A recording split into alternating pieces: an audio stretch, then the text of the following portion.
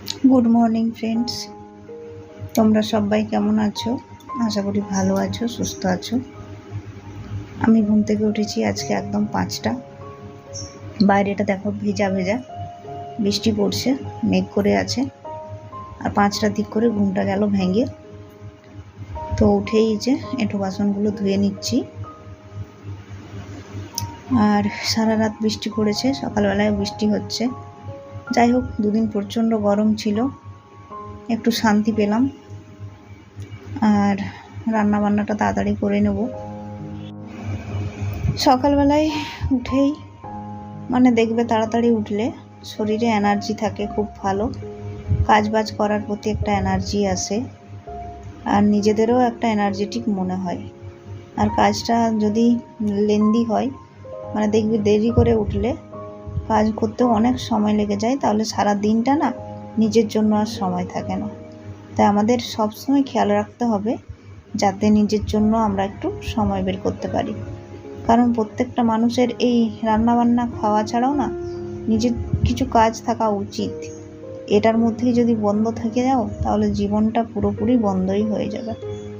তো সেই রকমের ব্যাপার। আর ভোরবেলায় যদি উঠো দেখবে 10টার মধ্যে সব কিছু কমপ্লিট হয়ে যাবে।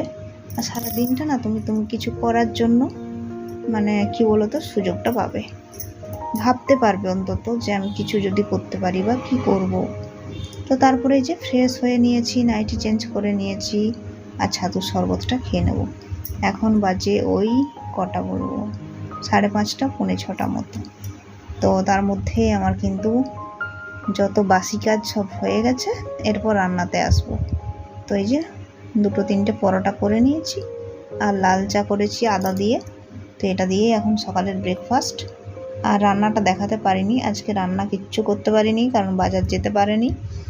আলু করলা ভাজা আর ডিমের ঝোল, কষা কষা, আর আমের কাটা, তো এগুলো দিয়েই খাওয়া হলো। ভিডিও কি করব, এত বৃষ্টি পড়ছে, একদম করতে পারিনি। আর এটা হচ্ছে বিকেলবেলা, তো একটু চা করে নিচ্ছি। এত ঠান্ডাতে ভাবছি একটু কড়া করে চা খাই, শরীরটা না ভাল লাগছে না। রাতের বেলা ভাবছি একটু খিচুড়ি করে নিই। তো খিচুড়ি করবো, একদম বৃষ্টি পড়ছে। এই সময় দেখলাম অনেক সবজি না নষ্ট হয়ে যাচ্ছে, বেঁচে আছে। তো সোয়াবিন সব সবজি একদম ভেজে নিচ্ছি, আর হাঁড়িতে বসিয়ে দিয়েছি ডাল আর চাল, বুঝলে, নুন হলুদ দিয়ে কাঁচা লঙ্কা দিয়ে একদম বসিয়ে দিয়েছি।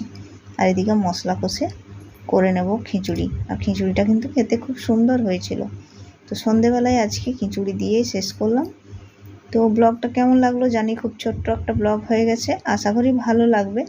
তো প্লিজ আমার পাশে থেকো, কালকে আবার আসবে নতুন একটা ব্লগ। ততক্ষণে সবাই সুস্থ থেকো, ভালো থেকো।